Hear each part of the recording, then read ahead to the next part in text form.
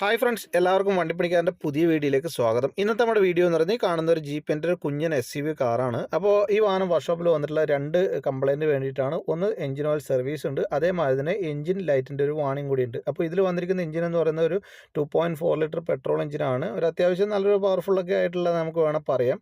ഈ മോഡൽ വാഹനങ്ങൾക്ക് കോമൺ ആയിട്ട് വരുന്ന ഒരു കംപ്ലയിൻ്റ് ആണ് ഇതിൻ്റെ കാറ്റലിക് കൺവെർട്ടർ എഫിഷ്യൻസി ലോ എന്ന് പറഞ്ഞിട്ടുള്ളൊരു വാണിംഗ് വരാറുണ്ട്.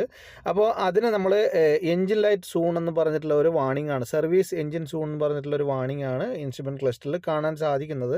അപ്പോൾ ഈ ഫോൾട്ട് നമുക്കൊന്ന് ക്ലിയർ ചെയ്യണമെന്ന് വിചാരിച്ചു കഴിഞ്ഞാൽ നോർമൽ സ്കാനർ ഉപയോഗിച്ച് കഴിഞ്ഞാൽ നമുക്ക് നോർമൽ OBD സോക്കറ്റിലൂടെ നമുക്ക് ചിലപ്പോൾ ഡിലീറ്റ് ചെയ്യാൻ സാധിക്കത്തില്ല. അപ്പോൾ നമ്മളിത് OBD സോക്കറ്റിലല്ലാതെ നമ്മൾ ഫോൾട്ട് ക്ലിയർ ചെയ്തിട്ടുണ്ട്. അപ്പോൾ ഫോൾട്ട് ക്ലിയർ ചെയ്തിട്ടുണ്ട്. ഇപ്പം നിങ്ങൾക്ക് കാണാം, വാണിങ്ങോ കാര്യമോ ഒന്നും തന്നെ ഇല്ല.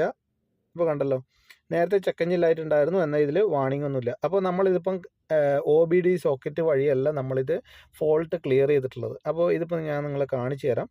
ഇത് കണ്ടല്ലോ, ഇതിലിപ്പം ഫോൾട്ടോ കാര്യമോ ഒന്നും തന്നെ ഇല്ല. അപ്പോൾ ഇതിൻ്റെ OBD സോക്കറ്റ് നിങ്ങൾക്ക് എല്ലാവർക്കും തന്നെ അറിയാം എവിടെയാണ് ലൊക്കേഷൻ വരുന്നതെന്ന്. ഇവിടെ ലെഫ്റ്റ് സൈഡിലുണ്ട്.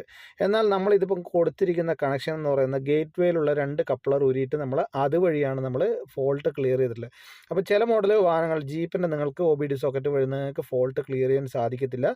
അങ്ങനെയുള്ള അവസരങ്ങൾ നിങ്ങൾക്ക് ഇതേമാതിരി തന്നെ ഗേറ്റ് വേയിലൂടെ നിങ്ങൾക്ക് ഫോൾട്ട് ക്ലിയർ ചെയ്യാൻ സാധിക്കും. അപ്പോൾ വീഡിയോ ഇഷ്ടപ്പെട്ടെങ്കിൽ ഉപകാരപ്പെട്ടെങ്കിൽ ചാനൽ സബ്സ്ക്രൈബ് ചെയ്യുക, എന്നെ സപ്പോർട്ട് ചെയ്യുക. Thank you for watching.